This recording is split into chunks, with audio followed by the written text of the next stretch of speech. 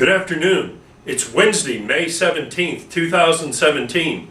This is JournalTV and I'm Jerry Clark. It's time for the news.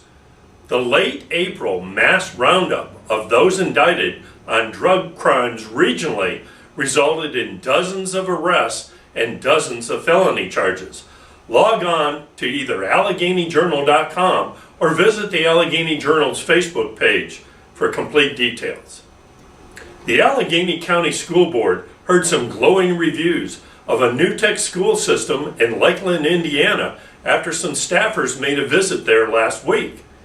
Here is Director of Instruction Mary Jane Mudispaw and biology teacher Cindy Solek on the matter. Listen. We asked the principal when he met with us initially, why did you decide to do a whole school model? He said it's quite simple, because it's good for all students.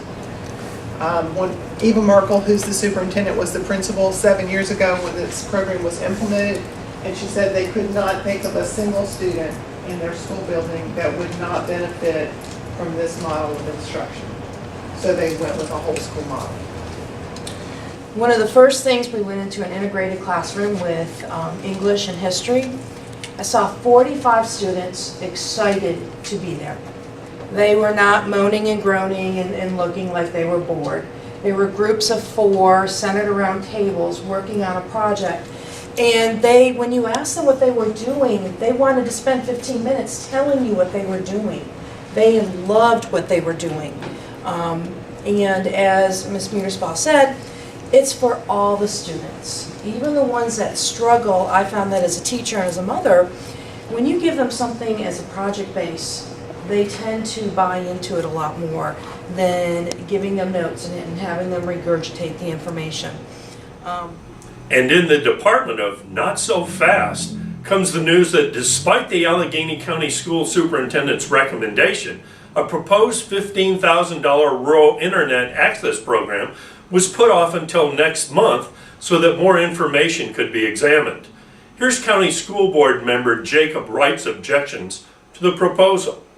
Watch.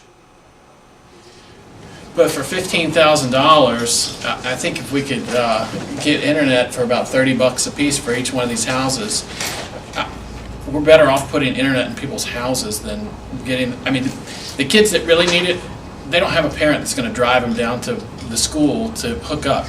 And the 6 gigabytes scares me because I use more than 6 gigabytes a month on my own private cell phone. And we'll be right back after a word from our sponsor.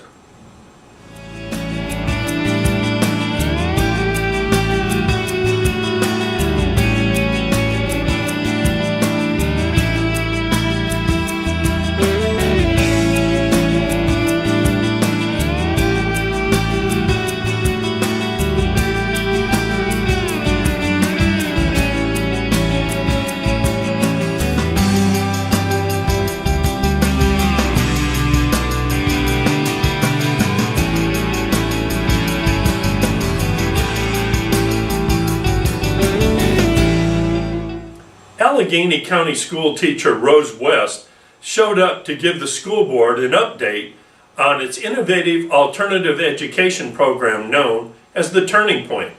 Here she is on that progress. Listen. So we have a lot of flexibility. I have a lot of leeway to get creative, find ways to get them what they need. The key for many of our students was getting them to school. A lot of the students that I had were not coming to school at all for a semester. I mean, we had police officers going to their homes to drag them to school. Didn't have that problem. The attendance just bloomed. And creating that atmosphere, you know, you gotta meet them where they are. You gotta hook them in, then you can squeeze them a little, then you hook them in a little more, squeeze them a little more. So we'll do some more squeezing next year. But I feel like overall there's a much more positive feel for the program. Number one, you said they were my students, which means you took ownership, okay? Yes. And you said they wouldn't want to come to school, and you said, yes, you will, right? Pretty much. Right. So, you know, And I bribed them. well, to me, that's a big thing, you know, because a lot of times you hear people say, you know, that's my class, but you said that those are my students. Yes. And that's why our school's so good. It's because people think those are my students, like my kids. You know, things are going to get better, and I thank you for that. The Covington City Council is planning a 1-cent tax hike, along with a $5 per month trash fee hike, and a 30% increase for commercial customers for its fiscal year beginning July 1st. But one former city councilman isn't too happy about that. Listen. I mean, a 1 cent change in real estate tax. Well, I do think that's wrong. We got last 5 years, and now well, this will be the 6th round. We've already gained 9 cents on that. Tammy Scruggs Duncan showed up in the nick of time for the city's work session last night, and due to a quick adjustment suggested by Councilman David Crozier, the Alleghany Highlands Arts Council and the Clifton Forge Arts and Crafts Center will avoid taking a budget cut next year. Watch. But we are in a situation where it's going to be hard for us to take any cut. The state has cut the arts funding, VCA funding. The federal government may cut the National Endowment for the Arts totally, which feeds the Virginia Commission for the Arts. I just would hope that, particularly this year, because our organization did raise the matching funds to allow the school system to acquire the QZAB loan and do capital improvements on the high school, and made a significant contribution to the seating there in Kerfman. That if you would could just keep us level instead of. Covington was able to avoid a big increase in its health care expenditures by moving to a higher deductible plan for city employees.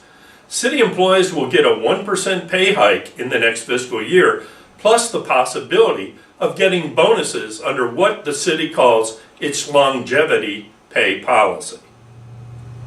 The Homecoming Festival promoter Michelle Rucker dropped by JournalTV studio for a brief talk about that upcoming cool event set for June 9th through 11th at Glen Haven Farm, east of Clifton Forge. Listen. So you're going to have musicians, you're going to have artists, you're going to have food artisans, you're going to have craftsmen, and really it's just a celebration of kind of this entrepreneurship or creative enterprise, that an individual can have. And I think it's going to be a beautiful expression, seeing all the live art demonstrations that are going to be happening, the glass blowing, the metal working, the live painting. So much more than just a bunch of bands. But I do have to speak very highly about the bands that are coming. There are a lot of fantastic musicians that are going to be joining us. How about some upcoming events? The Clifton Forge Citizens Advisory Committee will meet May 18th at 6 p.m.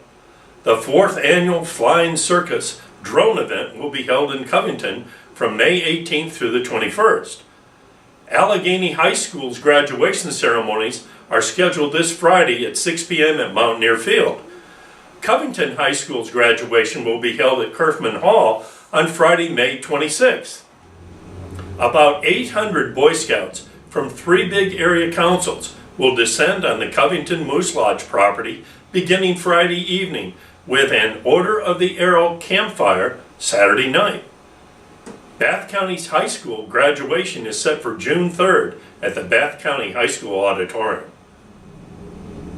And now for local obituaries. Marley Gibson, 91, of Covington, died Tuesday. Her funeral will be held Friday at the Loving Funeral Home Chapel.